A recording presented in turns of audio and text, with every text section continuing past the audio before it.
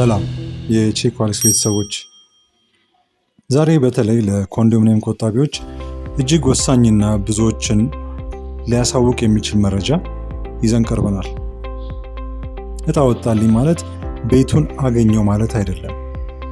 አዎ፣ ብዙ ሰዎች ለ15 ወይም ለ20 ዓመታት በትዕግስት ቆጥበዋል።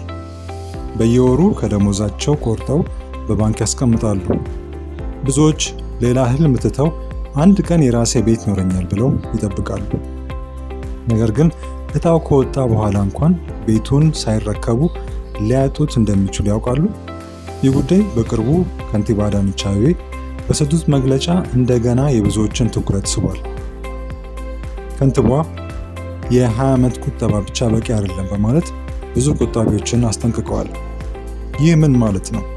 እጣ ቢወጣላችሁም በህግ በሰነድ ወይም በጊዜ ገደብ ስህተት ምክንያት ቤቱ ሊሰረዝባችሁ ይችላል ማለት ነው። ዛሬ በዚህ ቪዲዮ እጣ ከወጣ በኋላ ቤት ሊሰረዝባችሁ የሚችሉ 3 አደገኛ ስህተቶችን፣ የድርብ ምዝገባ ህግ፣ የፍቺና የንብረት ክርክር አደጋ፣ የ10 ቀን የውል ጊዜ ገደብ እና አሁን ማዘጋጀት ያለባችሁ ሰነዶችን በዝርዝር እንመለከታለን።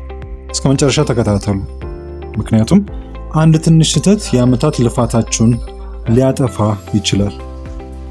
የድርብ ምዝገባ አደጋ። ይህ ብዙ ሰዎች ቀላል ነው ብለው የሚያልፉት ጉዳይ ነው። ነገር ግን በተግባር ብዙ እጣዎች የሚሰረዙት በዚህ ምክንያት ነው። ህጉ እንደሚለው አንድ ቤተሰብ ከመንግስት የቤት ድጎማ አንድ ጊዜ ብቻ ማግኘት ይችላል። ለምሳሌ ባል በ20/80 ፕሮግራም ተመዝግቦ ሲቆጥብ፣ ሚስት ደግሞ በ40/60 ፕሮግራም ብትመዘገብ ሁለቱም እጣ ቢወጣላቸው እንኳን ሁለቱንም ቤት ማግኘት አይችሉም።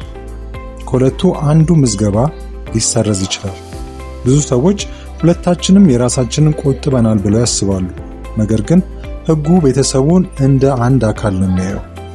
ይህ ደግሞ ካላወቃችሁ በኋላ ላይ በጣም ከባድ የሆነ የህግና የሰነድ ችግር ውስጥ ሊያስገባችሁ ይችላል። የፍቺና የንብረት ክርክር። ይህ ደግሞ ብዙ ቤተሰቦች የማያስቡት ጉዳይ ነው። አንድ ቤተሰብ ለዓመታት ቆጥቦ እጣ ይወጣለታል። ነገር ግን በዛ ጊዜ የፍቺ ወይም የንብረት ክርክር ቢኖር ቤቱ ለማን ይሰጣል? ይህ በህግ የተደነገገ ጉዳይ ነው። ከሁለቱ አንዱ በስሙ ሌላ ቤት ካለው ወይም የንብረት ክርክሩ በፍርድ ቤት ከተያዘ ለኮርፖሬሽኑ በወቅቱ ማሳወቅ ይኖርባቸዋል። ካላሳወቃችሁ ቤቱ ለሌላ ተጠባባቂ ሊተላለፍ ይችላል። ብዙ ሰዎች ጉዳያችን ፍርድ ቤት ላይ ነው፣ ስለዚህ ቢሮው ይጠብቀናል ብለው ያስባሉ። ነገር ግን በጽሁፍ ካላሳወቃችሁ ቢሮው የራሱን አሰራር ይቀጥላል። ይህ ማለት የዓመታት ቁጠባችሁን በአንድ የሰነድ እጥረት ሊጠፋ ይችላል ማለት ነው። የ10 ቀን የውል ጊዜ ገደብ። ይህ ደግሞ ብዙ ሰዎችን የሚያስጨንቀው ነጥብ ነው። ብዙ ጊዜ ሰዎች እጣ ከወጣ በኋላ አሁን ቤቱ የኔ ይሆናል ብለው ይዘናጋሉ። ነገር ግን ከዚያ በኋላ የሚጀምረው የውል ሂደት እጅግ ጠንካራ ነው። በተሰጠው አጭር ጊዜ ውስጥ ቅድመ ክፍያ፣ ውል ፊርማ፣ ሰነዶች፣ የባንክ ዝግጅት፣ መታወቂያዎች፣ የጋብቻ ማስረጃ ሁሉም መሟላት አለባቸው። ካልተጠናቀቀ እጣው ሊሰረዝ ይችላል። አስቡት፣ ለ20 ዓመት ቆጥባችሁ በ10 ቀን ውስጥ ሰነድ ስላልተሟላ ቤቱን ማጣት ምን ያህል ያሳዝናል። ስለዚህ ቆጣቢዎች ከአሁኑ ጀምሮ ሰነዶቻችሁን ማዘጋጀት፣ ማደራጀት ይኖርባቸዋል። ከንቲባ አዳነች አቤቤ እንዳሉት የ20 ዓመት ቁጠባ ብቻ ቤት አያስገኝም። ይህ ንግግር ብዙ ትርጉም አለው።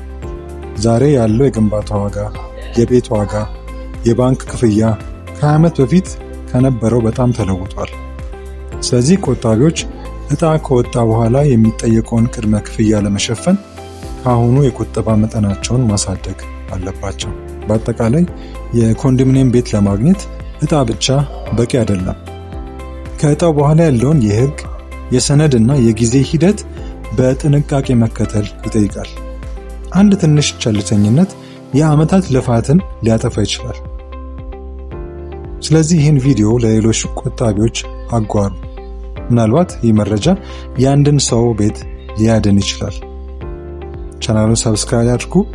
በሌላ ቪዲዮ እስክንገናኝ ቼክ ዋሌክስ ነበርኩ። ቻው።